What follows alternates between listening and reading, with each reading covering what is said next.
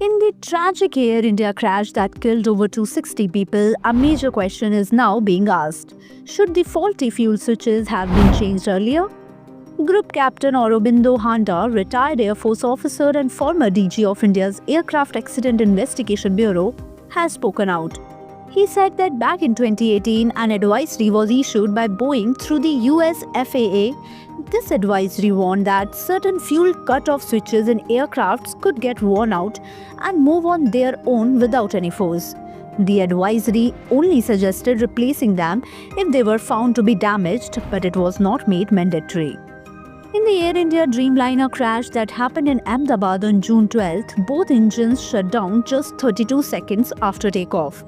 The AAIB's preliminary report found that both fuel switches had moved to cut off almost at the same time. The cockpit recording even caught one pilot saying, "Why did you cut off?" and the other replying, "I did not." Captain Handa said it's extremely rare for both switches to move together and pointed again to the 2018 warning.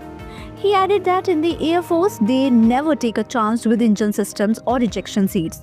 According to him, a better decision could have been made earlier if the advisory had been taken more seriously. He also mentioned that the DGCA should have consulted senior pilots when the advisory came, instead of waiting for the problem to arise. A more collaborative and proactive decision at that time might have prevented such a disaster. While praising the government for quickly releasing the preliminary report, he also said we must now allow the investigation to continue without rushing to conclusions. It will take months to fully understand what happened, and only then can accountability be fixed, whether on the manufacturer, airline or the regulator. For more updates, subscribe to our YouTube channel TSW News. News that reveal the truth.